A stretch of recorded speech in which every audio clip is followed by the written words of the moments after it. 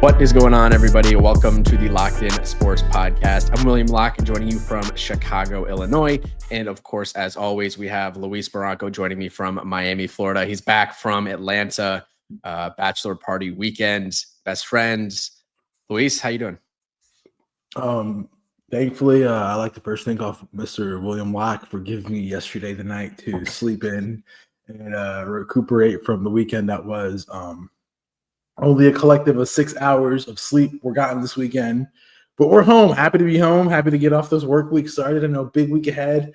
Lots of baseball coming around. I mean, I'd like to thank Bailey for not scheduling the bachelor party right during trade deadline week. It was like every day that we were at an event of the bachelor party, and I was getting a notification from Passan or somebody that something had happened during the bachelor party. But Atlanta was fun. Good to see the boys out. Looking forward to October. Got to meet up with our friend Josh too, which I know we'll be attending that wedding here in October as well. So it was a good weekend all in all. Happy to be back home. Happy to get back on the podcast. Happy to be back home. You see, my background is back to the pantry and not the weird window and whatever I had back there. For context, me and William, we always do podcasts in the morning. We usually do them. And that morning, I had set up a nice little setup with a nice little mini table that I was going to sit right next to my bed, and I had a foldable chair. But the Wi-Fi at the Airbnb wasn't that great in the basement because they put me in the basement. Of course they did. And so then I had to go upstairs to the kitchen. And if you can hear me, I wasn't very loud because everybody was asleep, and it just wasn't optimal podcast recording sessions. But it was like 7 a.m. Eastern. I'm sure you guys had gone out the night before, and yeah, you were recording in the middle of the kitchen. So I do appreciate the dedication there. It is a big few weeks here with the trade deadline coming up on Thursday. The Yankees are, we'll say, struggling. Some major injuries happened this weekend. And of course, we got a lot going on across the game of baseball. So we're going to get you guys set recapping the weekend, talking Yankees, talking everything across Major League Baseball. We've had some trades. Honestly, the Yankees have been the most active team in terms of the trade deadline. We have a lot of rumors flying around that we're going to talk about. Before we get into the podcast, of course, as always, please hit that subscribe button on YouTube or on Spotify or Apple Podcasts, whatever you're listening on. I think we're at 107 subscribers on YouTube, trying to get to 150 by the end of the season. So thank you guys for all the support on that platform. Follow us on social media, Instagram, TikTok, Twitter, YouTube, of course, as well. TikTok doing some exclusive content over there, live instant reactions. I think I'm going to be bringing on Kayla soon to do some maybe female side of baseball things with her, and then Instagram posting our power rankings, posting our team of the months and all that stuff. So there's a reason to follow us on each platform. YouTube, we got the Yankees in 60. So thank you guys for all the support this season. We're going to keep this train rolling. And this is a huge week, man. I mean, trade deadline coming up on Thursday. We've already had some moves done. Yankees are struggling. So I think we got a lot to get to today. Yeah, a lot to get to today. But before we get into, we still aren't done with our weekends. I had my weekend in Atlanta. I got to see Truist. But I think the most important news is what happened to the Columbus Explorers, the playoffs. That's the most important thing that's happened. So go ahead. Yeah, Saturday, 13, 14-year-old team had our semifinal game. We got the win, back and forth game, 1-1 run. So we're playing in the championship next Saturday. We got practice Tuesday and Thursday this week for that team. 11-12 was a brutal loss on Thursday in the quarterfinals.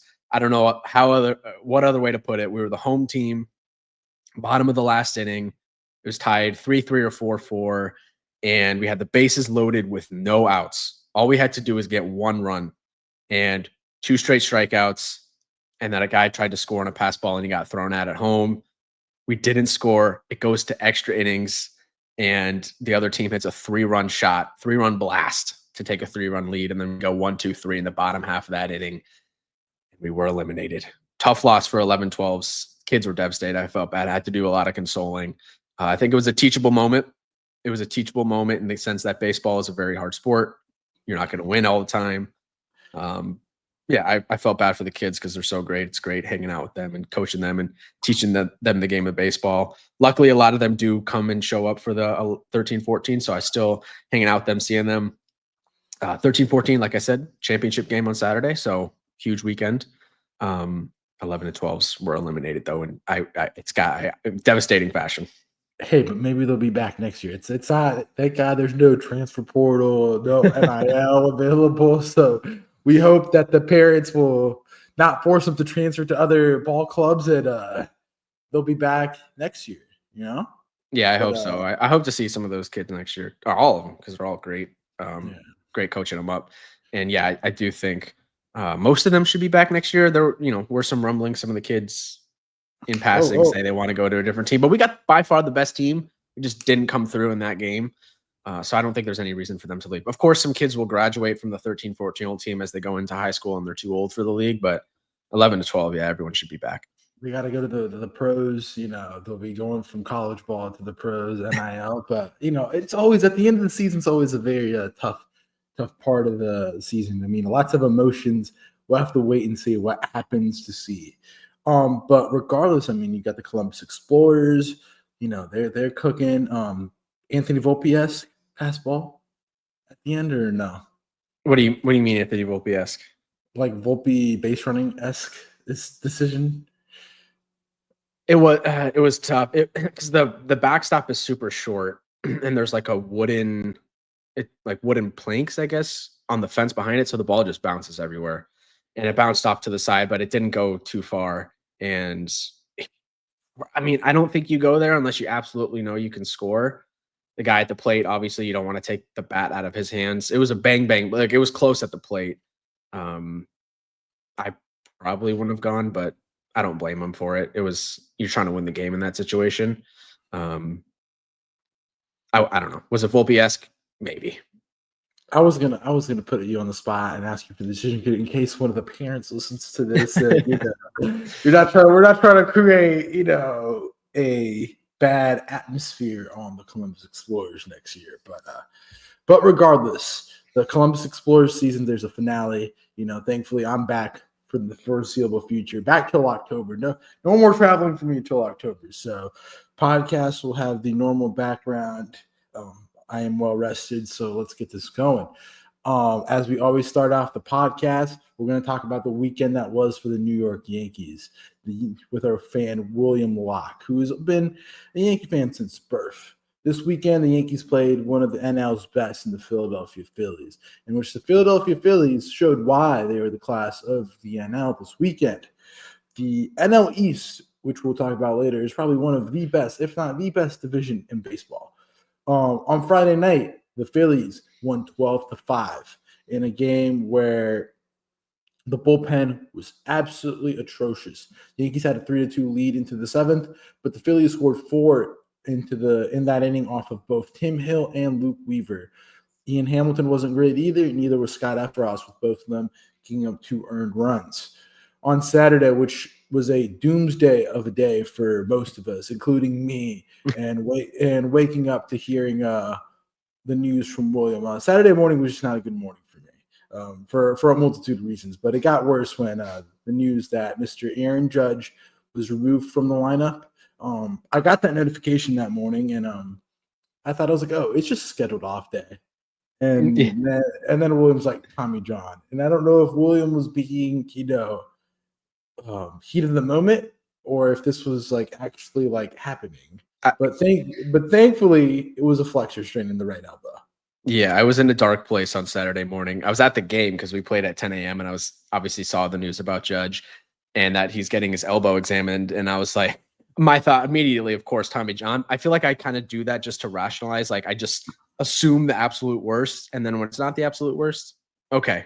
It's not out for the, I don't know if he would be out for the season with Tommy John because he could maybe still hit. I don't know how that would have worked out, but it's not Tommy John. UCL seems to be intact. 10-day injured list. Hopefully he's out for the minimum. Or, I mean, the thing with the Yankees this year is they maybe do have the bats to cover him a little bit better than they did in 2023. So if he needs a little bit more than the 10 days, okay, we'll see what the Yankees do, this week against the Rays and the Marlins. But yeah, I was in a dark place. I was thinking What do you do with Giancarlo if Judge is never going to play the outfield again? Like, do you trade Giancarlo? You know, what do you do when Judge comes back this season? Obviously, Giancarlo would still be on the team. Like, is he going to play outfield? And apparently he's still going to be getting outfield reps, which to me is ludicrous. Like, how are you going to give Giancarlo Stanton outfield reps? Have you seen the dude run? Have you seen him run? There's no way he can play the outfield at this age. Anyway, that was mind-numbing. I think the Amed Rosario trade maybe will help alleviate some of that because he can slot in the outfield when he absolutely needs to. He's bad defender this year, -8 outs above average, but nonetheless, avoided the worst with Judge. Hopefully he heals up quickly. Yankees still lost on Saturday, of course. Yeah, I mean, Saturday was a dark place, a very dark place. I got the news when I was sitting with Josh at breakfast with Josh and his fiance Abigail, and it was just it was a dark place. I got the news. I was already in one dark place. It was even darker place with the Judge news. And so Sunday, Yankees win 4-3. Good bounce back game. I even told Willie when I was at the airport because I had an early morning flight flying back from Atlanta. He was like, "Oh, Zack Wheeler and the Yankees aren't going to be playing any of their good bats." And I was like, "Oh, they'll win today." And of course, flight landed at 1. The game got delayed till 2. Put on the game, had the game on in the background while I was in bed, and I listened to the game, and they won, of course, 4-3. You had Ryan McMahon play for the second day with a 2 RBI double. In the second, well, sack fly, and then a Grisham RBI, 4-2. I mean, William, obviously not a great weekend, only winning 1 of the 3 ball games. Let's talk about trades. I think that's where we need to begin off the weekend because I feel like, we both kind of knew what was going to happen this weekend with both the Yankee series, that the Phillies were just going to come in and probably win 2 out of 3. But let's talk about the trades. First trade was Ryan McMahon. He was traded from the Colorado Rockies. Ryan McMahon, that trade, he's mostly known for his defensive prowess out in Coors, one of the best defenders at third base. Yankees have been looking for a third baseman. He's under control through 2027, which I think is something of note for everybody. He is 30 years old, and he entered Friday before the trade, hitting a slash line of 217, 314, and a 403 with 16 homers in 100 games. Estimated WAR of 1.4. The Yankees only had to give up 2 pitching prospects, and Griffin Herring and Josh Groves. So let's begin there, William. What do you think about that trade to begin off? Addresses a need. I mean, anything is better or was going to be better than Peraza at third base. And he's an upgrade defensively over Peraza. I know Peraza was good defensively, but McMahon is simply better. And we saw it this weekend, the plays he was making, the diving play in Saturday's game. And then he made a nice leaping catch in Sunday's game. Like, it's an upgrade defensively. And he, came through with some clutch hits this weekend on Sunday, the double, of course. So yeah, I think it's an upgrade. He can't hit lefties, which is a concern. So I think that's why you bring Amed Rosario, who can hit lefties, and maybe they'll do like a platoon there at third base. The thing I don't like about the Rosario trade is the fact that he can't play defense. So like on days you're facing lefties and you put Rosario at third base, you're going to be down defensively compared to when McMahon's in the lineup. I don't love that. Obviously, I think the Yankees were prioritizing defense. It was a move they had to make early, like before the deadline, because I don't think Suarez is going to go until Thursday, because just the package around him and the negotiations with Suarez are going to take longer than they did with McMahon. So they got what they needed. Defensive upgrade at third base. I don't love the contract. I think it's $16 million over the next 2 seasons. That's pretty steep. Could have gone with a Key Brian Hayes, who plays elite defense, but he is under team control for a little bit longer, less money, but longer deal. So 2 more seasons off McMahon, hopefully with the short porch, lefty bat, it can play there. His home road splits, away from Coors wasn't as good as he was at Coors. Let's see. We'll give him some time. The defensive floor is there, which I appreciate.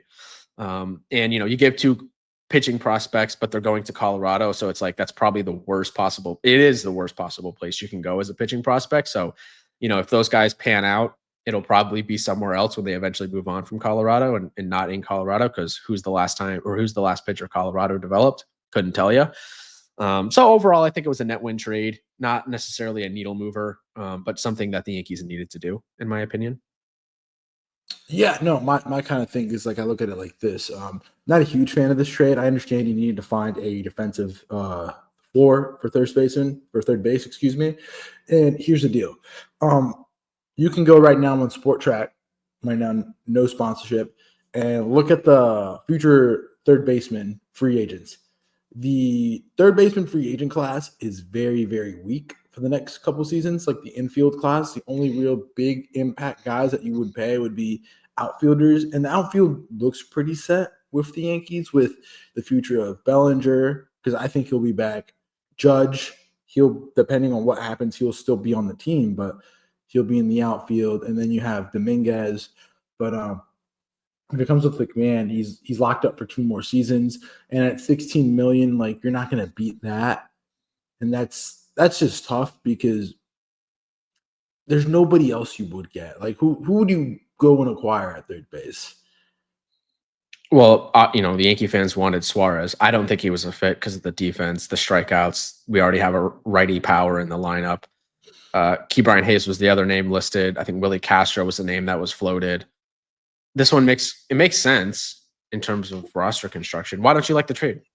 Willie Cat. So my thing is like McMahon's just not going to be a player that's just going to impact the game offensively, and it kind of just opens up another black hole in the lineup. Hopefully, not. I mean, you're now 6-8-9. You're going to be looking at Volpe, Wells, McMahon, and that's your 7-8-9. That's my problem. And the thing is, you do 16 to 17 million, which I get. Okay, you're looking at Key Brian Hayes. With Key Brian Hayes, he's under contract for longer. But with McMahon, it does give you financial flexibility here in 2 years. That 17 million does come up. To me, he reminds me of a DJ LeMahieu with defense and without the bat. Well, DJ was an elite defender when he came over from Colorado. Just his body failed him. I mean, It's an upgrade, but the bat, it couldn't have got any worse than Peraza. He was statistically one of the worst bats in all of baseball. So it's an upgrade from that. And, he can't hit lefties. So when lefties are pitching, it'll be Rosario.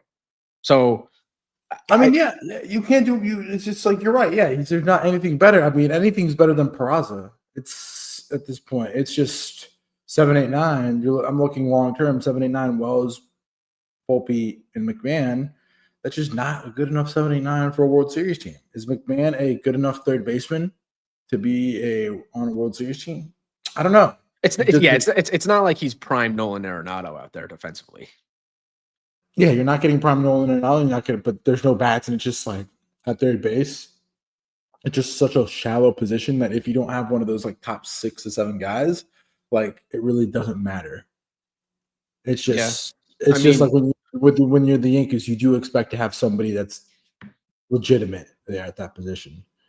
Haven't had a legitimate lockdown third baseman probably since A-Rod, I would say.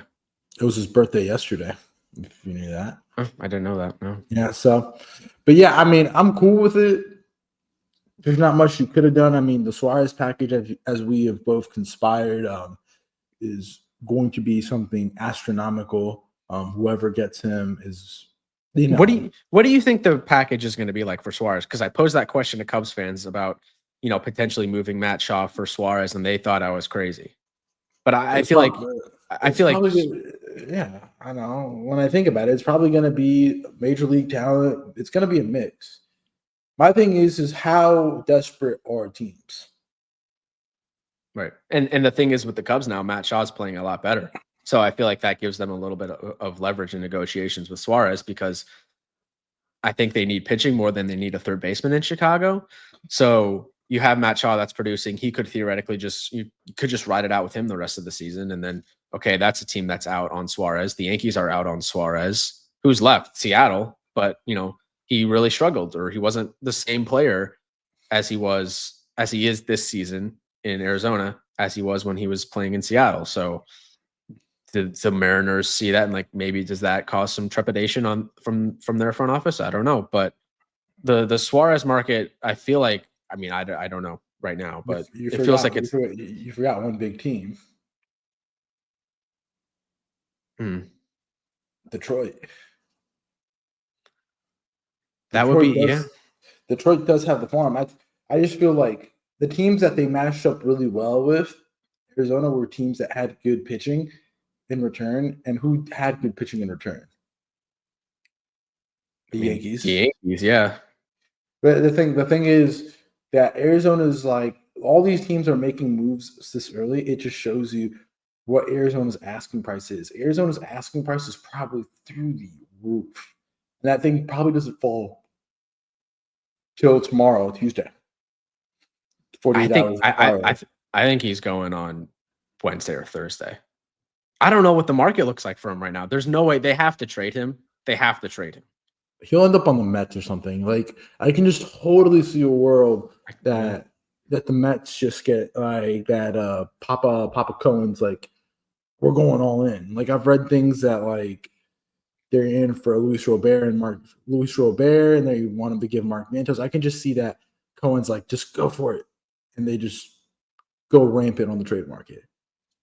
It'd be a big pickup for them. I could see that, to be honest, totally. It's been Ronnie Mauricio, who had a good game last night, and Mark Vientos at their base for them. So the Suarez market is very fascinating. I think that's definitely something most people across baseball are going to be tracking this week between today and Thursday.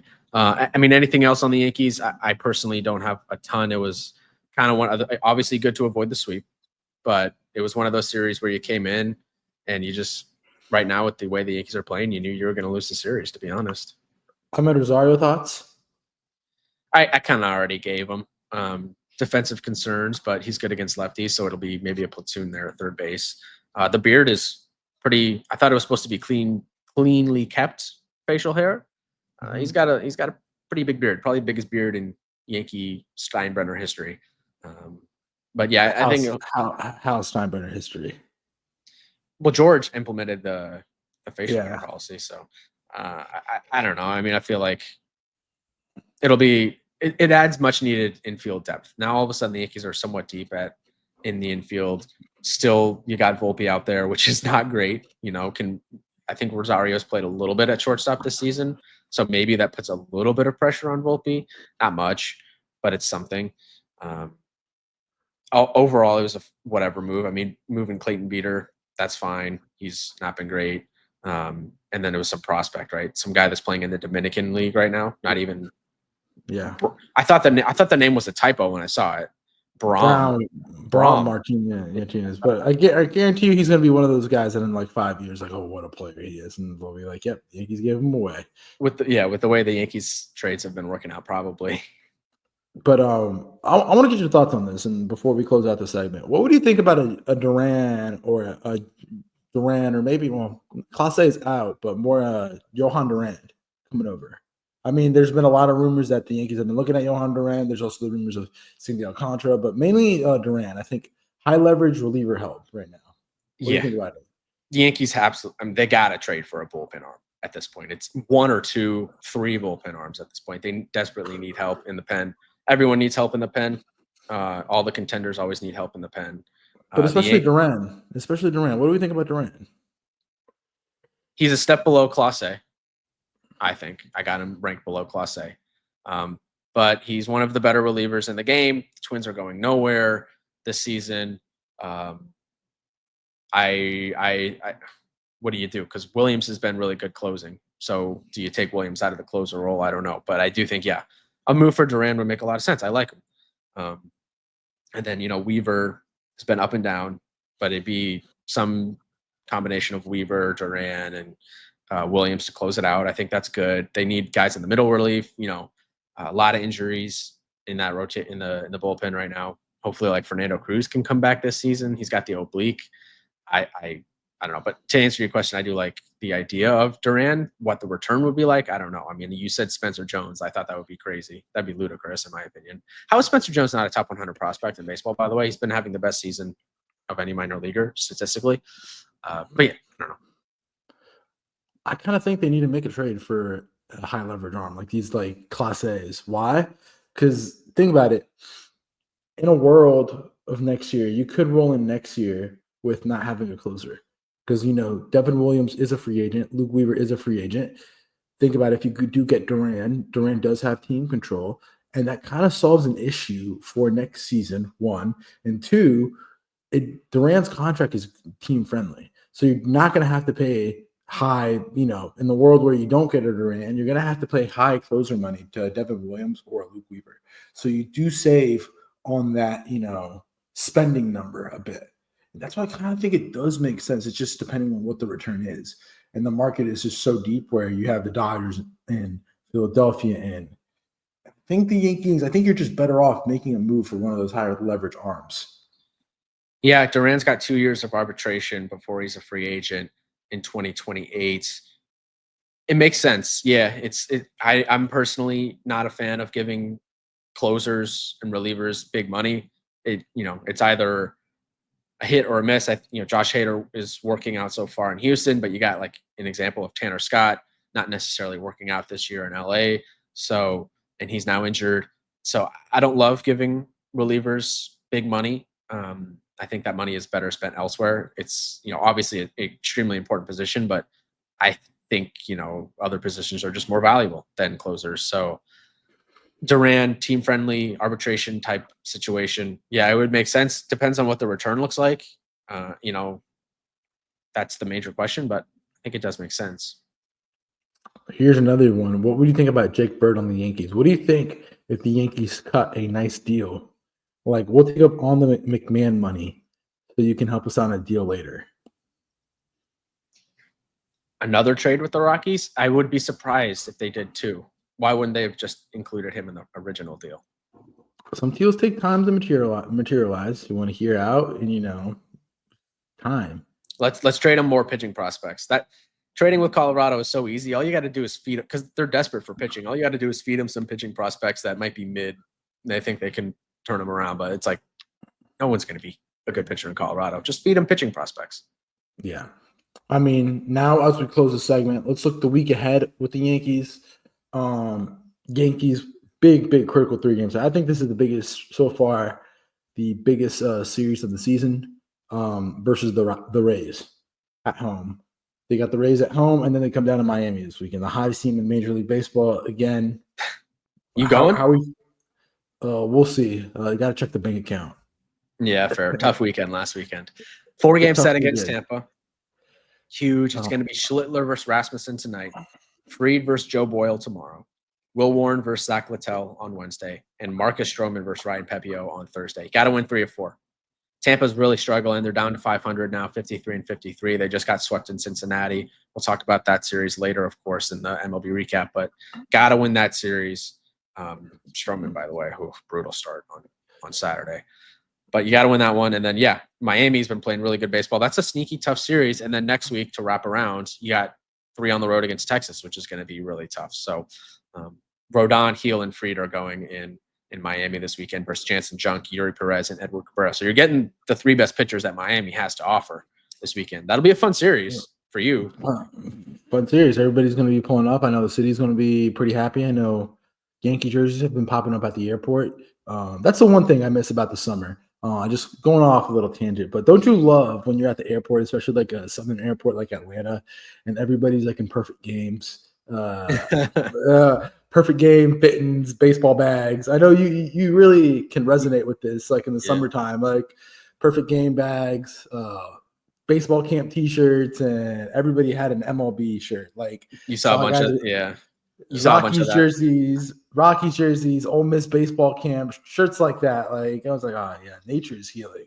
Yeah, I definitely feel that. I was on the road basically every weekend from age 7 or 8 when I started playing travel ball through high school. So yeah, I totally get that. Those were, I'm sure my parents didn't love the traveling a ton as much. I mean, they obviously love to support me, I'm sure, but a lot of traveling, a lot of money spent. So of course, always appreciated their, you don't realize it when you're in it, of course, as a kid, but then after the fact, you're like, wow, they really did a lot for me. My brother came along the way and was just dragged to all these baseball games. So yeah, that I hope I live that life as a parent. I'll say that though. Yeah. I hope I live that life as a parent. Kayla and I will always joke about how the kid's going to be born and then we're going to start showing them highlights, baseball highlights. You can play any sport you want, but here's some Aaron Judge highlight. Here's some Aaron Judge. The Yankee game's on, so we're going to turn that on. Here's some Sammy Sosa highlight or Pete Crow Armstrong. Yeah. Like Here's some Matt Bush highlights. Let's put these on right now. Load them up. Michael, yeah. But no, it was pretty cool walking around the airport. Like I got there pretty early because I had to drop off my friends, but it was like pretty cool. IMG t-shirts. I think everybody owns an IMG t-shirt if you're a baseball player.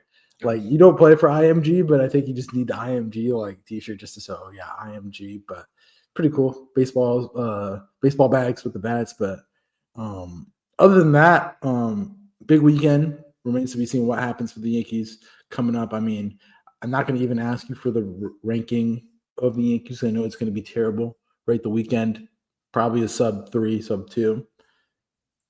Yeah, no, you said you're not even going to ask me, so I'm not even going to answer. Not good. Not good. Let's go ahead and before we go into the MLB recap, let's talk about the Hall of Fame. Did you catch them? I saw a little bit of the Ichiro speech on Twitter, like through clips. He did the whole thing in English. Really impressive. Yeah, I mean, he did lay off some shade for us, but on the hottest team in baseball, which is crazy. Oh yeah, he did. Just to recap, Baseball Hall of Fame induction was in Cooperstown this weekend. You had Ichiro Suzuki get inducted, CC Sabathia, Billy Wagner, Dave Parker, and Dick Allen all get inducted this weekend.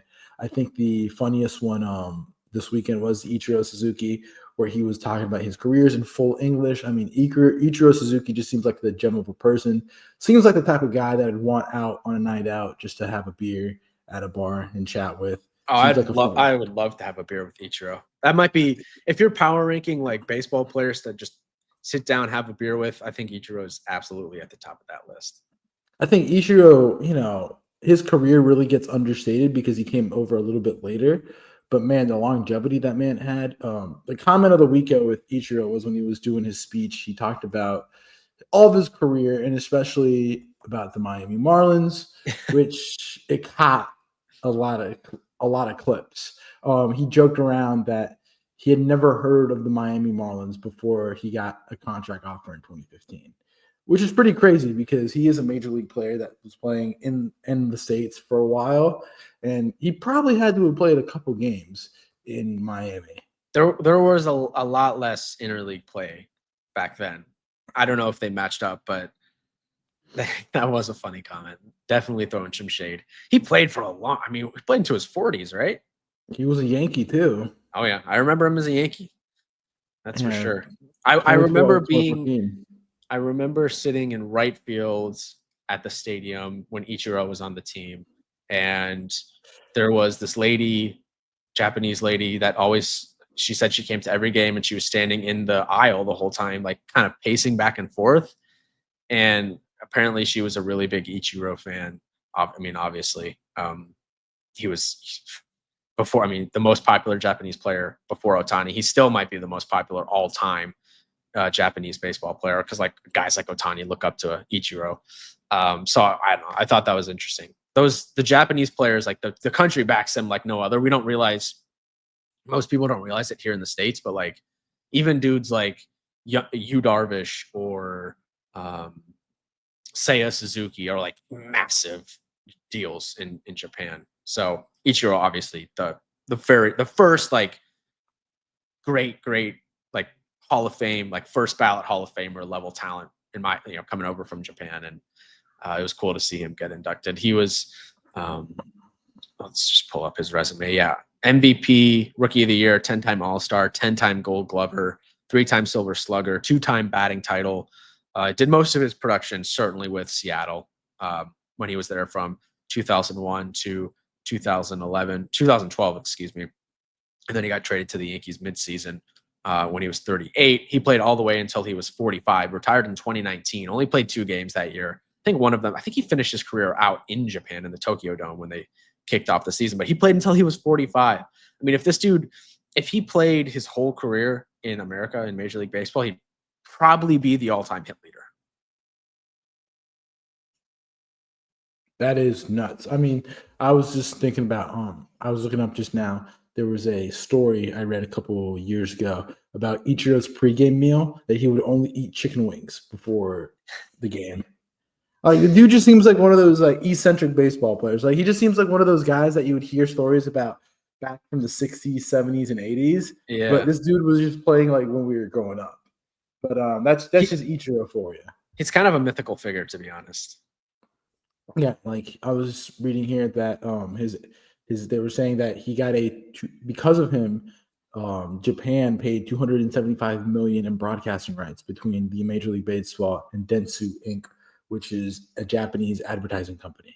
So hey, imagine you working out marketing for Dentsu and then paying 275 for Ichiro. You know, I wonder what they're doing for Ohtani right now. Yeah, well, let's talk about also not to just be like there's more players than just Ichiro. I mean, CC Sabathia. I know you have a lot of memories of CC playing with the Yankees, and then I personally as well because I was living in Cleveland when he was playing in Cleveland. I got to see him pitch when I was pretty young. The great lefty pitcher from Northern California, one of the most expensive contract I believe at the time for a left-handed starter. Elite pitcher. Well deserved. Yeah, came over to the Yankees as a free agent, won the World Series in the first season. True workhorse. Like I think CC is the definition of a team player. Like he's always going to back the guys. There was that time he hit the race batter when he could have got a bonus that inning or something for innings pitched that season, and he decided to back his teammates instead. Like workhorse, 3,000 strikeouts, one of the best lefties of all time. Great personality too. Like CC, I mean, class act. Feel like he's got a million stories. I loved him on the Ryan Ruocco and CC Sabathia podcast that they did that no longer doing episodes. It's defunct, but that was a really good pod. One of my favorite Yankees, of course, was on the World Series team. So Hall of Famer, no doubt. 3,000 strikeouts. Yeah, legend. Yeah, no, and a guy later on his career who battled injury and other personal issues who did a really good job in rehabilitating his career and finishing off on the high note. But shout out CC, Billy Wagner, great reliever, one of the greater closers in the game. He made it. And then Dave Parker as well, one of the great outfield bats. So shout out to the class of 2025. Next year will be interesting to see who gets in to this out. Yeah, this was a really good class. Yeah, well, Billy Wagner made it on the 10th ballot, which is crazy because he was one of the greater closers in the game. But that's your MLB Baseball Hall of Fame induction this year. Let's talk about the week that was in baseball. Let's start off with some lesser known series of the weekend, series that are just going on in the background, in my opinion, which sure wasn't much. But let's talk about Washington and Minnesota. Washington and Minnesota played this weekend. Then Washington ended up winning 2 out of 3. Minnesota continues to struggle. Minnesota won 1-0 on Friday. Nationals won 9-3 Saturday and 7-2 on Sunday. What are your thoughts on Minnesota? It looks like Minnesota's dead in the water now. Yeah, both these teams are out of it. I'll be curious to see if the Nationals decide to trade Finnegan, the closer, and then Mackenzie Gore. There's been some rumors with him. He went 5 innings, 1 earned run, 6 walks, 4 strikeouts. 6 walks, 4 strikeouts. Obviously not good. He's got a 3.52 ERA on the season. Will the new look front office decide to move on from him? We'll see. Still think he's probably a little bit too young to move on from.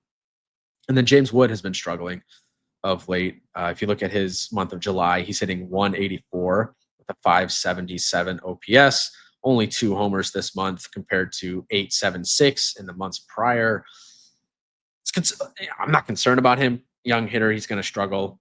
Bad month, but just something a little bit noteworthy from this series. Otherwise, honestly, not much to take away from it. James Wood, since the home run derby, 30 plate appearances, 148 batting average, 233, 222, 31 WRC plus, 212 weighted on base average, 11 strikeouts, 3 walks, and 0 home runs.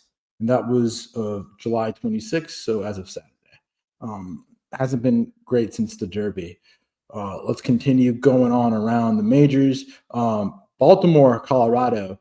What a game it was Saturday. On Friday, the Rockies won 6-5, but then on Saturday, Orioles 18-0. Austin Jackson with a Happy Gilmore home run. Did you see that? Excuse me, it was Alex Jackson. Alex Jackson, sorry. Yeah, it was Happy Gilmore home run off a position player this this weekend. So the Yankees took J.C. Escara as their backup catcher coming out of spring training, and then they traded Jackson to the Orioles for, I believe it was cash considerations. And Alex Jackson has been good for the Orioles. He's hitting 269 with 3 homers and a 1038 OPS. He had in his first, what was it? I'm trying to pull up the stat here, trying to find the series. There it is. He had an extra base hit in his first 7 hits as an Oriole. I feel like the Yankees maybe would have been better off with Alex Jackson as their backup catcher instead of J.C. Escara. Jackson also did really well in the minor leagues for the Yankees this year. J.C. Escara has been struggling at the major league level. We'll see. Still a small sample size, but just an interesting note there. You also had Cedric Mullins hit career home run number 100 this weekend. Third Orioles player with 100-plus home runs and 100-plus stolen bases since 1954. Had a really good diving catch in center field. It was the Orioles' largest shutout win ever, 18-0 on Saturday. You had Trevor Rogers go 7 scoreless. That's 4 consecutive quality starts for Rogers. And also on Saturday, Ryan Rolison had back-to-back throwing errors on back-to-back plays, local products. So I just wanted to call that out. Played against him in high school a lot. So unfortunate for him. And then, Sagano, good start on Sunday. 6 innings, 1 earned run. And Warming Bernabel hit his first career home run for the Rockies on Sunday. Yep. Tyler O'Neill, home runs in all 3 games.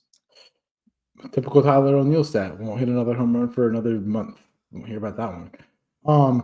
Royals played the Guardians. Royals won 2 out of 3. Friday's game got rained out, but on Saturday they split. Royals won 5-3 in the 10th inning, and then the Guardians won 6-4. Jonathan India hit a 3-run walk-off homer off Emmanuel Clase, and then the Guardians won 6-4. Chris Bubick walked the first 4 batters of the game, which was really intriguing, and sadly, it's the sign of bad news for the Royals.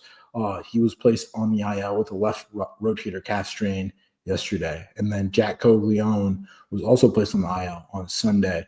Royals won 4-1 on Sunday, but at what cost for this series? And in other news, the Royals ended up extending Seth Lugo, which is pretty big in terms of the major league trade deadline, because he was one of those guys on an expiring contract, ended up getting a 2-year, $46 million extension. So thoughts on that? Yeah, I actually like what Kansas City is doing, extending Seth Lugo. Obviously, he was one of the biggest names being floated at the trade deadline. They decide to extend him, and I think they're approaching this season the correct way. I know that sounds weird. They signed Carlos Estevez in the offseason, the closer, who's been good for them this season. There are 2 games under 500, 4 games out of the wild card right now. They're not necessarily in it this season. They're certainly not as good as they were last year, but the front office realizes that they have a top 5 player potentially, locked up long-term in Bobby Witt Jr., and they got to do best. They got to do right by him. They got to invest in the team every single season. So extending a guy like Seth Lugo, who's been one of their better pitchers since he's been in Kansas City, I think it was the right move. It might not pan out for them this season. I do still think there's a world in which, hey, maybe they make some moves this offseason. They just traded for Randall Grichuk and Adam Frazier. So during the regular season, maybe they do some more stuff in the offseason to surround Bobby Witt Jr. So I think we need more, to be honest, we need more small market or, lower revenue teams, whatever, smaller teams doing moves like this. Like the Pirates should be taking this approach in Pittsburgh with Paul Skeens, and they're not. So actually, even though Kansas City's not that good this year, I like this move. And I agree. I think you saw the same thing. I said it with the Yankee series. I like what this team's doing. I just feel like they're 1 or 2 bats away from actually being in contention. You know what this team reminds me a lot of? Try to guess the team and what approach they should take. Current team? Yeah.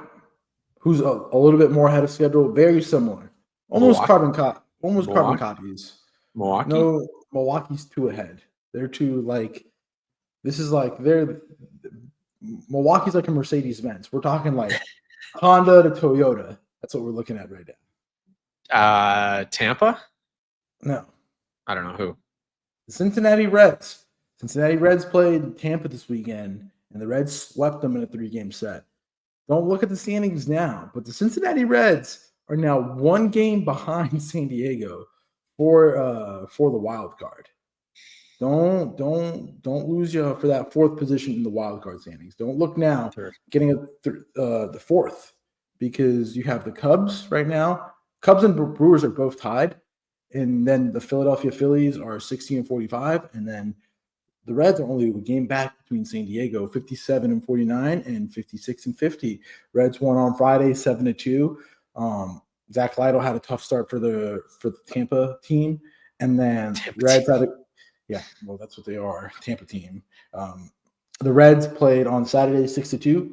Andrew Abbott, 2 hits, 1 earned, 3 walks, 7 strikeouts. Ellie Cruz has caught fire on both games. Ellie went 4 for 5 on Friday, 2 for 4 on Saturday, and then Sunday they run 2-1, which Brady Singer gave him 7 1/3, 1 earned, 8 strikeouts. William, we're talking about this Reds team. This team could be one of those sneaky teams at the deadline that could just push all the chips in and just go for it. I mean, they're only 1 game behind San Diego. We've talked about San Diego's struggles. I mean, are we not giving the Reds enough podcast time? Because, hey, 1 game behind for the wild card is a really big deal. I don't think we're giving the Reds enough credit. I don't think anybody's giving the Reds enough credit this season. They're 6 games over 500. You got a superstar in Ellie De La Cruz, and the pitching rotation's been holding it down without Hunter Green, their best pitcher. Chase Burns, I think, will develop more as we talked about last episode. The lineup has been surprisingly good. Guys like TJ Friedel, Gavin Lux have been good for them. It's not a world-beating lineup, but they're winning games. They got a tough week this week. They got 3 against the Dodgers, and 3 against Atlanta. Atlanta's been rough this season, but I want to see the Reds make some trades. I want to see them try to put something together this season around Ellie De La Cruz in the lineup. Probably got to beef up that lineup. Maybe trade for an outfielder. Novelli Marte has been good at third base, so you probably don't trade for a third baseman. Maybe a first baseman. Spencer Steer hasn't been that great. Do they want to go like catcher? Maybe, I don't know, figure that out. Once you get Hunter Green back, he's got the groin injury. I don't know when he's going to be returning. Brett Lauder hasn't pitched all season. Like, there is still depth in that rotation that's just not pitching right now. So they're another team, like in the playoffs, short series, wild card series. That's if Hunter Green's healthy, that's going to be a tough out. Hunter Green, Andrew Abbott, and I don't know who do you go game 3. Brady Singer, Chase Burns, probably Lodolo. Lodolo has been really good for them over the past couple of weeks, past couple starts. So I can see it with Cincinnati. They got the pitching staff. The lineup needs upgrades, but yeah, let's see them make some trade. I feel like the team has put some pressure on the front office the way they've been playing over the past, we'll say, few weeks or so. I'm just scared to fully buy in because as a person who follows the Reds closely in the past, is kind of typical Reds behavior that they get hot around this time of the season. And then after the line, they just fall back to earth in the month of August. So we'll be interesting to see what happens. Let's also talk about the other hottest team in baseball, the Miami Marlins. It's the time of the Miami Marlins. I think Chicago, we deserve some deep dish. You should send us down some deep dish, Kayla. Send us some deep dish pizza. Send us some what's the relish? Chicago dogs. Yeah, the relish. Send them some of that Chicago relish. Maybe, I don't know, a little bit more. I mean, we just beat up the Brewers 2 out of 3. Now tied for the division heading into the big series this week, starting today between the Cubs and the Brewers. Marlins won 2 out of 3. Friday, we beat them on their 25th year anniversary. We won 5-1. Kyle Stowers remains hot with game 20, home run 23. Saturday, 7-4. We had Dane Myers, Gilberto Hernandez, Agustin Ramirez, all go yard. Jose Quintana, we got him out of the game in 5 innings. Yesterday was a little tough. It was the day Yuri Perez had a great start, but the lineup just didn't get hot with Brandon Woodruff, neutralizing us with 2 earned runs. But, man, Miami, we keep on winning. We got big week this week. We got the Cardinals this week coming up, Alden's Cardinals. We should make work of them pretty easily, and then we'll get the Yankees, which I think we'll take 2 out of the Yankees, and we'll be at a over 500 week. I'm going for a 5-2 week for the Marlins. We'll be ahead of the Cardinals by the end of the week in the wild card standings, and we'll be ahead of the of the Padres. Padres are going to get swept by the Mets today. So shout out to Miami Marlins. What do you think? Yeah, I mean, at what point do we consider the Marlins playoff contenders? They've been really good in the month of July. They were good in June too. They're 4 under 500 right now, 6 back in the wild card. Like we said before, it's a bunch of guys that most fans have never heard of. Kyle Stowers, Dane Myers playing really good defensive center field, Heriberto Hernandez, and then of course in the rotation, Jansen Junk, Edward Cabrera, Yuri Perez. I mean, the Hall of Fame weekend hats they were wearing were chef's kiss, really good. Really, the old retro Marlin logo, the F for Florida is. I love those hats. Yeah, and we talked about like heading into last week. It's like you got San Diego and Milwaukee. That's a tough week, and they won both of the series. It's like they're playing good baseball. They play they do the little things really well. And interesting week with St. Louis and New York. If they continue to win both of those series this weekend, or if they win both of those series this weekend, when we win both series. When they win both series, yeah, they could be in the thick of that wild card race, which is crazy to say. Like they don't have a ton to sell because it's a lot of young guys that are going to be on the roster probably moving forward. The only name that you've really heard being floated in Miami is Sandy Alcantara. I feel like they could probably survive without Alcantara anyway. So, yeah, it's a good story this season. I know they're still under 500, but they've been much better than people expected.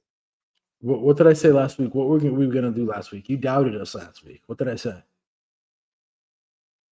I know heading into the week, you said you were very confident that they would take care of San Diego, and you were confident that they would take care of Milwaukee, and they did it. So what do now you're saying they'll take care of St. Louis and New York? Yeah, I'm very confident we'll take care of St. Louis, and then we'll come home, and I think we'll take care of New York. I think we'll get 2 off New York. Very confident we'll get 2 off. Yeah, I think we talked about it earlier in the episode that it's going to be Yuri Perez, Edward Cabrera, and Jansen Junk against the Yankees this weekend. So that's a tough 3. And you'll see how well they run the bases. They do the little things right. Stuff the Yankees don't do right. Do the little things right. Yeah. And I know we don't need to harp on that too much, but it's just a breath of fresh air when you watch so much Yankees games to seeing a team do the little things right. And that was also a breath of fresh air last night when I was watching the Mets-Giants series last night. Mets and Giants played last night. Giants were not great at all. I mean, Giants were in a bullpen day. Mets ended up getting the sweep this weekend, winning 8-1 on Friday. Logan Webb really struggled. Then on Saturday, Mets won 2-1, and then Sunday 5-3, the Mets won. I mean, Edwin Diaz had the bases loaded, but then he just pitched 7 or 8 consecutive fastballs to end the day. Struck out Willie Adames in 3 pitches, and then Matt Chapman just could not catch up to that 99-mile-an-hour fastball. But like I said, really refreshing seeing teams run the base pass well, play good defense, and just do little things, strategic baseball that you don't normally see with the Yankees. But, I mean, the Mets continue to stay hot. Mets are right now at the top of the East at 62-44. They've won 7 consecutive games. It was highlighted on the telecast that the only 2 homegrown players the Mets do have is Pete Alonso, and the only 2 non-homegrown players, on the Mets are Juan Soto and Francisco Lindor, and the rest of the team is homegrown, which is a credit to Mets player development as their main contributors. And the Giants are on a free fall right now, losing their 2 out of 10. They're 2 for 8 in their last 10, lost 3 consecutive. Rafi Devers trade hasn't helped them. You had a little bit of Rafi Devers at first. Haven't been great, man. Been really tough to see for the San Francisco baseball Giants, who are now 13-23 since June 13th. Is that when the trade happened? I believe so. Yeah, I mean, right now on July 28th, it's fair to say that the Red Sox have won that trade. They have been playing much better baseball than the Giants since that trade went down. Devers had a crucial bobble on a potential double play in the Saturday game. And then the next batter, Mark Vientos, doubled, and the Mets took the lead. So he did make a nice play earlier in the game, nice scoop, but tough play for him defensively at first base. In the Saturday game, that cost him it.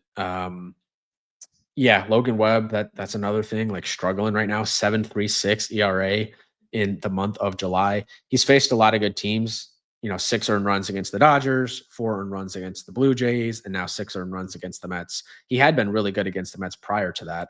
Um, I think the stat was, yeah, he had 2 starts against the Mets last year, only gave up 1 earned run in those games, and it was 6 earned on Friday. So that's something to watch with the Giants. The Giants are pretty mid. The Adames contract, you were right on that one. That's been a tough contract for them so far. The Devers contract could be more bad money being added to that roster. I don't know. It's a big trade deadline for Buster Posey in San Francisco. I haven't really heard much, to be honest, about them in terms of rumors. Um, they got to do something though. I mean, the whole West is in free fall. I mean, hey, they play Pittsburgh, which they should be able to do work with them. We'll see what happens with Pittsburgh. When they get Pittsburgh at home, we'll see what happens with that. But I mean, Pittsburgh this weekend pretty much ended the Arizona playoff hopes as they won 2 out of 3. Friday, the Arizona Diamondbacks won 1-0 in 11th. And then Saturday, Pirates won 2-0, which was great for Andrew Heaney, who was pulled after 5. Could be a sneaky addition for a contending team. And then Sunday, Skeens went 6, 0 earned, 9 strikeouts, and 99 pitches, won 6-0. Really good weekend for Pittsburgh. Arizona looks like they'll be for sure sellers. Merrill Kelly's last start potentially, and Zach Gallen's last start potentially. That much for me. Pirates winning meaningless baseball games, and I mean just ending Arizona's chances. Yeah, Arizona, the fire sale has started for them. They traded Grichuk mid-game on Saturday to Kansas City. And yeah, Suarez, he struggled. He made an error in, I think it was the Saturday game, like just a routine play. I feel like his head's not necessarily in it right now. But I think my biggest takeaway from this series is the Cy Young race in the National League. I think the Cy Young race is in the National League is extremely close, almost too close to call right now. It's Zack Wheeler versus Paul Skeens. The odds are very close right now. Skeens has pitched 22 games to a 1.83 ERA. Wheeler has 21 games to a 2.56 ERA. Wheeler has pitched 2/3 of an inning more than Paul Skeens. There was the concerns with Skeens and the pitch counts. They were down the previous 5 starts leading up to Sunday, but then he threw 99 pitches on Sunday. And Wheeler also went on Sunday and struggled against the Yankees, had that bad second inning. So I feel like it's right now Skeens is the leader in the clubhouse by like a razor's margin. I'd be curious. I think this thing's going to come down to innings pitched because I do think, they're both going to be good the rest of the way. It's just a question of are the Pirates going to push Skeens, or are they going to limit him to save him for next season as they kind of had been prior to yesterday's start? So that's a really fun race to watch. I think Wheeler's advantage is that he's on the better team. He's going to be pitching in bigger games. He's going to be pitching probably more innings than Skeens. But I think it could go either way. They both have a good argument. That's something I'm watching. I think we have good award races pretty much all around this season. I talked about the Cy Young in the National League, really close between Skeens and Wheeler. The MVP in the American League is now really interesting with Judge going down. Cal Raleigh moves into the favorite spot in the American League in terms of odds right now on the books. We'll see what happens with Judge. Judge returns in the minimum 10 days and continues to produce when he comes back at the level that he had prior.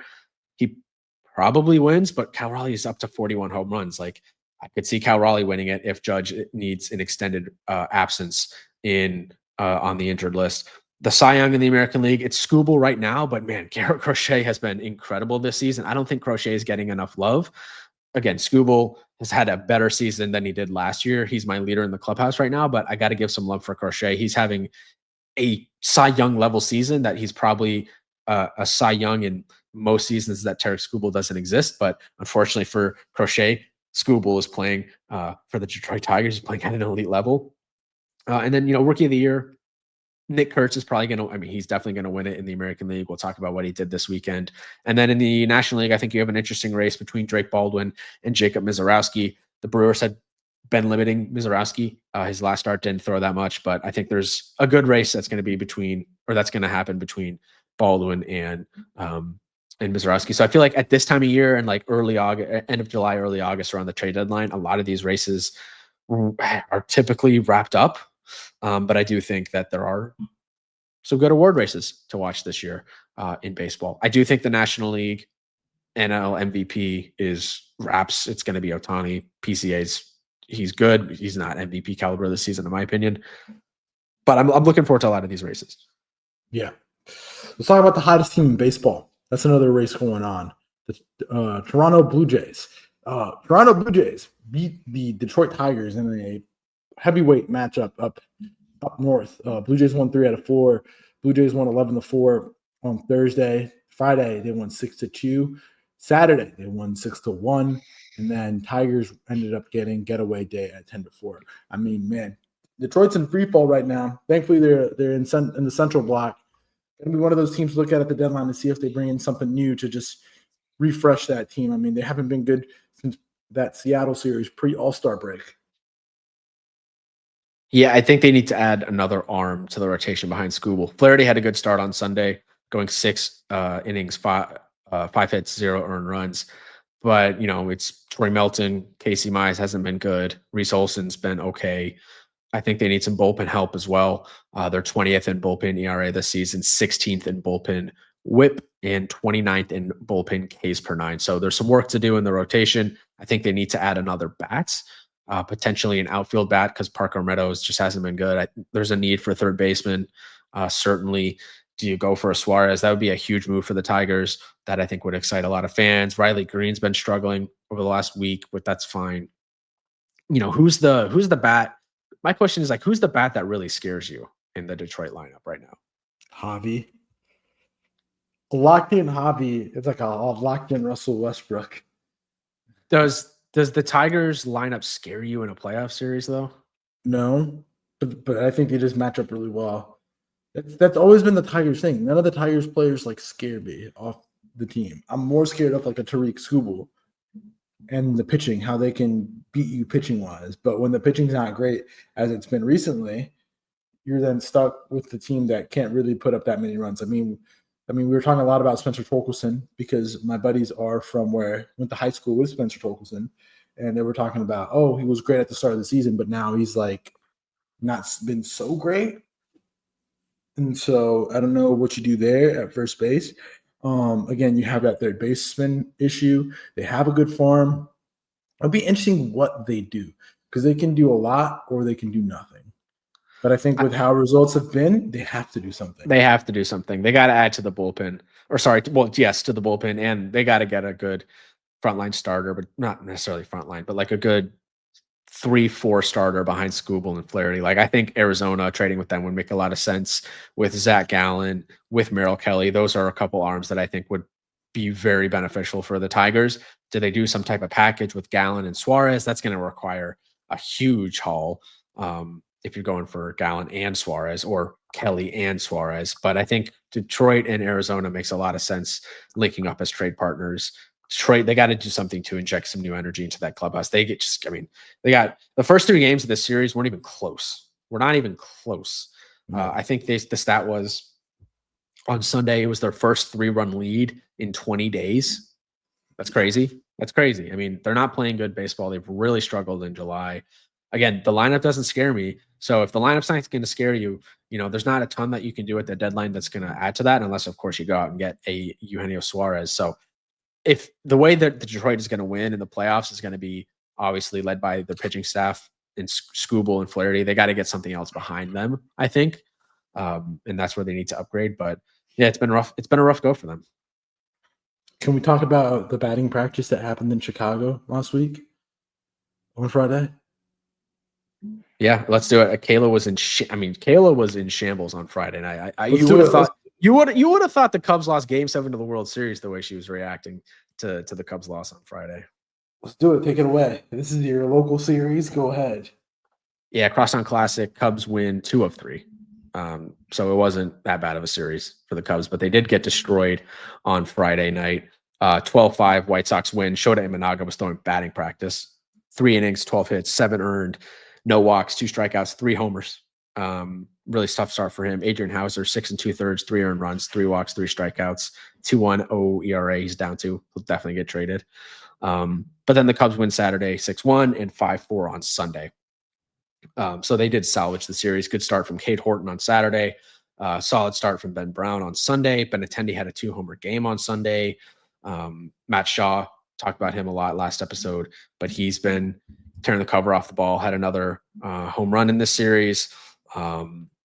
That was on Saturday, his 6th home run of the season, and then had a good game on Sunday as well. In the month of July, Shaw is hitting 241, 783 OPS, but when you break it down further, last 15 days, 429 batting average, 1377 OPS with 4 home runs. That's basically his post All-Star break stat. So he's been really good. Friday was a tough loss for the Cubs, though.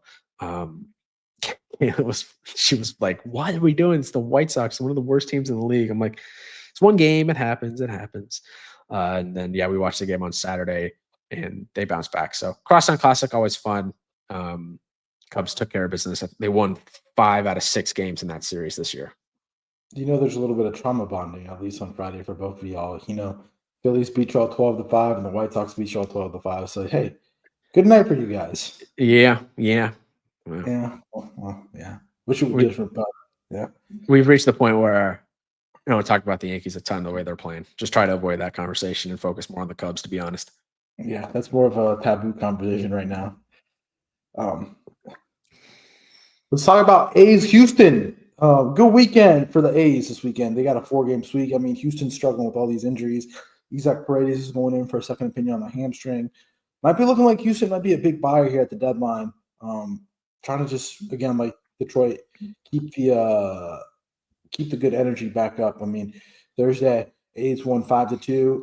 Friday, 15-3. Nick Kurtz, he went 6 for 6 with 4 home runs, 8 RBIs, 6 runs, and a double, 19 total bases, MLB record. Had more RBIs than Sean Green. He's the first MLB rookie in history to hit 4 homers in a game. I'll ask you a question once I finish the recap, but A's won Saturday off the Hunter Brown start, 5-1. Hunter Brown went 4 hits, 1 earned, 2 walks, 5 strikeouts, and then the A's won 7-1 on Sunday. William, does Nick Kurtz have a shout to be the first baseman starter on WBC Team USA? Ooh, that's a good question. That's a really interesting thought. I mean, this dude he's made Major League pitching look too easy for him. I mean, we talked about the Friday game. Friday night was genuinely one of the best hitting performances in baseball history. 19 total bases, tied an MLB record jointly with Sean Green. 23 home runs in 243 plate appearances at the major league level. 309 batting average with a 1061 OPS. Like, what? I mean, this guy was playing college baseball last season. Yes, he absolutely has an argument to be the starting first baseman for Team USA in the WBC next year.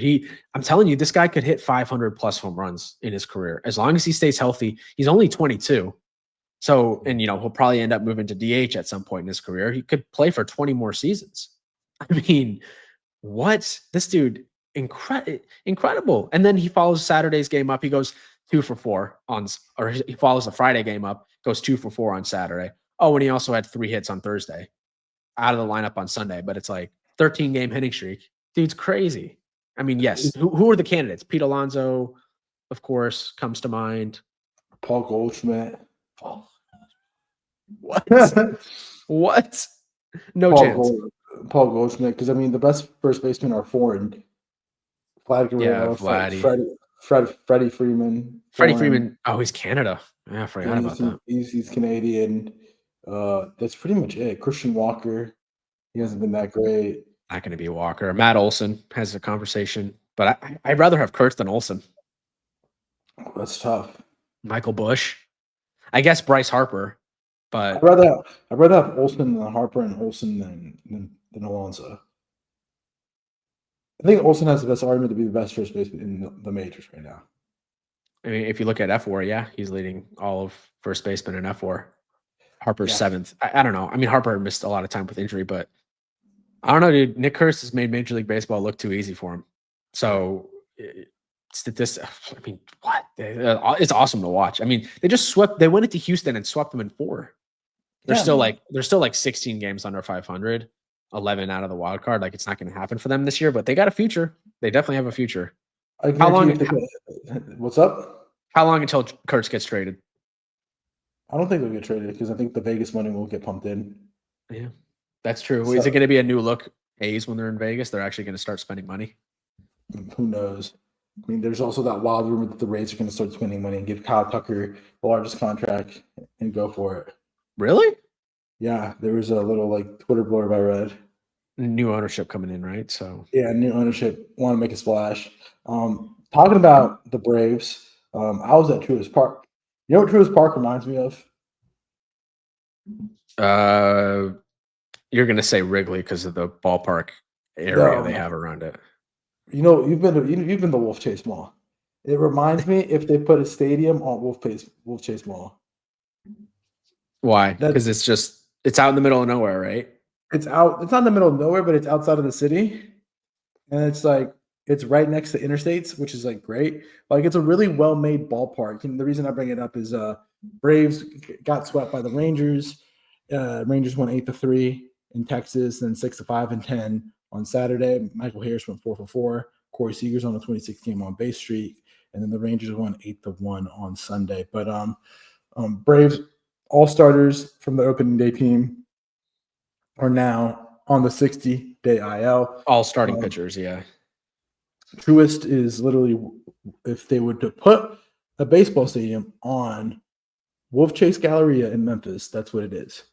It's really well made. Like, don't get me wrong, they have like the Battery area, which there's like things to do, places to eat, but of course it's like what you'd expect. And you also have a lot of parking lots, which is great if you're a fan, like going to the game. And like the accessibility of the stadium is high. The only thing is that they don't have light rail or like that they're working on. But like there are a lot of parking lots for you to park your car and things around. They had to because the old Turner Field was a logistical nightmare. I mean, it took hours to get out of that place. So that they realized that mistake. That's part of the reason they made the new stadium. I think Georgia State still plays football at the old Turner Field. They do. But they had to move. It was a logistical nightmare. In Texas, good start from Eovaldi, Cy Young candidate, 1.50 ERA. Maybe undersold him a little bit in the last episode. And then Kumar Rocker, decent start on Saturday. And then Leiter, another good start for him. 6 innings, 1 earned on Sunday. Rangers are hot, man.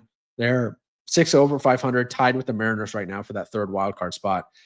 And I believe those two are linking up for a series this week. So should be an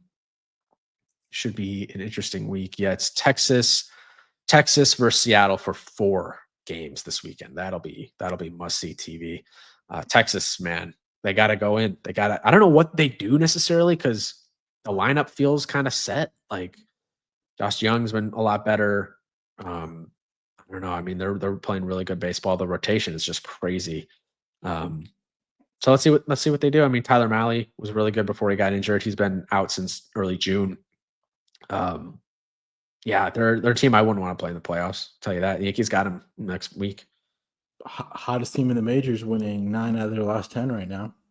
And Atlanta's cooked. I mean, we declared them dead like that after that D-back series like a month and a half ago, and they stink. They just got Eric Fetty. I mean, that's how bad it is. Yeah, and he's not great. Seattle Angels, they split. Mariners won Thursday and Saturday. On Saturday, Cal Raleigh hit 40 home runs. Seventh catcher in history to hit 40 home runs. J-Rod has been incredible in the second half. Angels won on Friday 3-2 and 10, and won Sunday 4-1. I mean, Trout is dealing with some injuries, no timetable to return playing in the outfield. Like clockwork, you know how it is. Cal Raleigh hit homer 41 on Sunday. It hasn't been great after the All-Star break, but I mean, series split. Mariners got to do something again to keep it going. They got to get a third baseman. I think that's where they need to upgrade. It doesn't necessarily have to be Suarez. I think that's the guy you highlight. They're going to Sacramento for 3 and then 4, as I mentioned, against Texas this week. And then they host the White Sox next week. But I do want to give a call or a shout out to Julio Rodriguez. It's like clockwork with Julio Rodriguez in the second half. Like the guy just turns it on. Small sample size so far this year, but he's at an 889 OPS post All-Star break. He was at a 730 OPS pre All-Star break this season. When you go back to 2022, his first season in the big leagues, 937 OPS in 2022 post All-Star break, 814 pre All-Star break. 2023, 941 OPS post All-Star break, 721 OPS pre All-Star break. 2024 last season, 818 OPS post All-Star break and a 690 OPS pre All-Star break. I don't know what it is with this guy. He goes to gets the All-Star break rejuvenated, and like all of a sudden he just turns it on. So that's something to watch with J-Rod, because if he starts hitting in that lineup, now you got Cal Raleigh playing at MVP level. Randy Rosarena hit 10 home runs in the month of July, or he's hit 10 home runs in the month of July. Most home runs he's ever hit in a month in his whole career. They actually got some power in that lineup. They got some pop in that lineup. And if J-Rod does his second half J-Rod thing, like, look out for Seattle. They're a team to watch. I know they're 6 over 500 right now, 4 back in the division. The Astros have really been struggling. So it's like, that West could be open right now, and Seattle's the team I'm watching because we know they have the pitching. It's always been a question of the lineup. And J-Rod, second half guy, just a second half guy. Second half type of guy. Let's go talk about what happened in Boston. Again, the Dodgers are in trouble. I've been saying it. Come on, give me a break with the Dodgers. The fake outcry with the Dodgers. What are you talking about? There's no reason to. Blake Snell's coming back this week. They're going to a 6-man rotation. Snell, Glasnow, Yamamoto, Ohtani. It's the best rotation in baseball. Come on, give me a break. Are they winning games? They lost one series to the Boston Red Sox, a playoff team. And then who did they lose? Is Boston making the playoffs? Yes. No, they're not. Yeah, Boston's making the playoffs. Yes, they are. Absolutely making the playoffs. Okay. Did they win the Brewers series? We just talked about how bad the Giants are, how mid the Padres are. The Padres are 4 back. Like, no one's pushing the Dodgers in that division. I know nobody's pushing, but they did win the Brewers series. They lost that series. They got swept. They got swept in 6 games. Okay. Did they win the Astros series? Well, okay, they're not playing good baseball in July. Who cares? It's always been a question of what they do in October with the Dodgers. I'm just saying. The fake outcry with them. Come on, give me a break. Look at the talent. Saying. I mean, the one thing that concerns me with the Dodgers is the Mookie Betts struggles. That is a concern. Walker Buehler, 4 2/3 yesterday, 3 earned, 5 walks, 4 strikeouts. The Red Sox win 4-3 on Sunday. Roman Anthony triple. I'm telling you, just saying. Saturday, 4-2, Garrett Crochet. He said he made 2 bad pitches. Watched them on repeat. Fox played him 30 times. You think the Dodgers won tonight? That was a funny quote. That was a funny quote. They won that game. And then the Dodgers won Friday night. Bad night for Kayla, because I know she's a Brian Bayo fan. And Bayo wasn't great. 5 in her third, 3 earned, 2 walks. Dodgers won 5-2. Just saying about them Dodgers. I don't know, man. Let's see what happens after the deadline. They play 3 in Cincy and 3 in Tampa this week. Since he got them, watch. Okay. It's Yamamoto, Glasnow, and Ohtani. So good luck, Cincinnati. Good luck. And then they got Snell to return Friday right now is what they're slated to. He's been in AAA.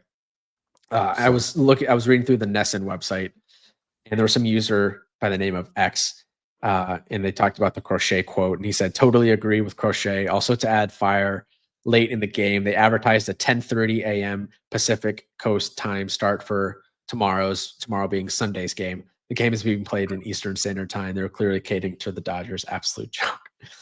I just think it's funny that, like, I know fans dislike the Dodgers and all the attention they get and whatnot, but to see Crochet say that, I guess the players kind of think that way too a little bit, huh? They're sick of the attention the Dodgers get. Maybe it's like, hey, give Boston some love. They're playing good baseball.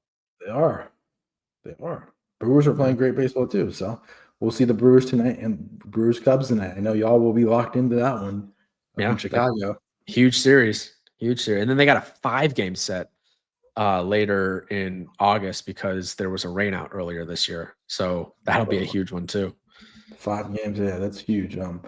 Then finally, San Diego, St. Louis. A lot of chippiness got involved in this one.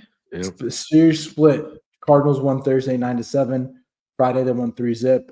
Padres won 3-1 in a game where the Padres hit Contreras. Wilson, He wasn't happy. Machado gets drilled in the next inning, wasn't happy, and then Machado got drilled again in the ninth. Benches were cleared. Things got a little crazy. Contreras got hit again, 2 in the ninth. Hit crazy game on Saturday, and then Sunday Padres won 9-2. Again, two teams. I mean, Padres can't seem to elevate to that next level, and the Cardinals are slowly cratering into sellers. Yep. Agreed with that. McGreevy got shelled on Sunday, 7 earned runs in 4 2/3 innings pitched. Machado with 4 hits yesterday, 3 ribbies, 2 doubles. Arrays also with 3 hits. Padres, nice win for them on Sunday. Saturday, the Padres won. Jason Adam with the hold. Robert Suarez with save number 30 on the season. So Padres lost the first 2, and then they won the second 2. Sonny Gray, 5 innings, 6 earned on Thursday night. Yu Darvish got roughed up, 8 earned and 3 1/3. Michaelis actually had a good start on Friday, 5 innings, no earned runs. Did you like the Hall of Fame caps that were worn across baseball this weekend? I personally love them. I did. Again, the Marlins one was a chef kiss. So I thought the Pirates did a good job. They were wearing all black on Friday and Saturday. Really looked nice. The Twins won. The Twins were wearing a nice throwback cap. Reminded me of the Johan Santana, Michael Kadire days in the Metrodome. I like those old, like mid 2000 uniforms that the Twins had. Metrodome, I never went. Didn't look like the best stadium, but I mean the roof caved in. So gotta ask Joe about it. I bet you Joe was a frequent goer to that game, Metrodome, for the Vikings and the Twins. Yeah, I talked to Joe about them, but that Metrodome before. I think he said it was fine, nothing crazy. They definitely needed a new stadium. But yeah, the Twins, I like those. I like those mid 2000 uniforms when Santana was on the team. The M logo that they don't really tout that much anymore. Yeah, I don't know. I like playing in the Metrodome and the show. It's kind of a fun stadium. The weird right field with like the folded up seats or whatever was going on. Yep. Yeah, very weird. Let's get to some trade rumors quickly. While we close out, Mets and White Sox are talking about a trade where the White Sox are asking for Mark Vientos back for Luis Robert. Cubs want Mitch Keller. They're looking at Owen Cassie going back to Pittsburgh. I saw the Cubs were interested in Raciel Iglesias. Don't do that trade. Just talk to Braves fans about that one. Yep, that's another one. Duran. Most of these are from Bob Nightingale from USA Today. Johan Duran, David Bednar, and Ryan Helsley are believed to be the best 3 relievers traded this week. Mitch Keller and Sandy Alcantara are expected to be traded. Sox got no plan to trade Jerry Duran. This likely to be moved this winter. Brewers are listening to trade talks for Nestor Cortez. Marcell Ozuna expected to approve a trade if he's guaranteed everyday play time. Okay. Milwaukee. We talked about Nestor. Ozzy Albies. Oh, yeah. Milwaukee would be a great move. Ozzy Albies expects his $7 million option to get picked up, and they're going to listen to offers in Atlanta.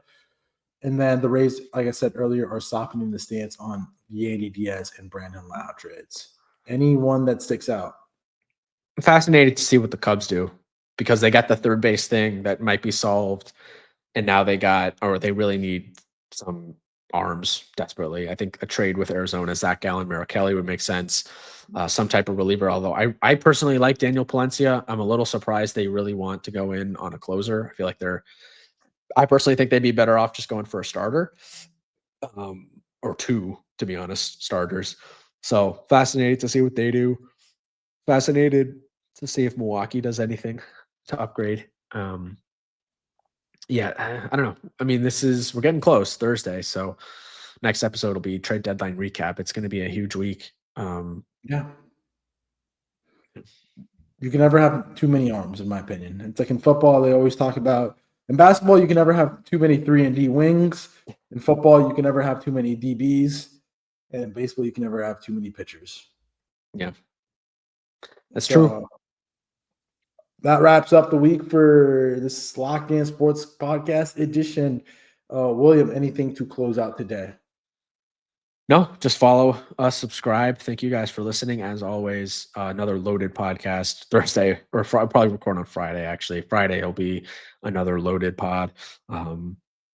with the deadline and everything. So excited for this week. Going to be seeing your soccer team in person on Wednesday night. Man, you coming to Chicago. So How's that?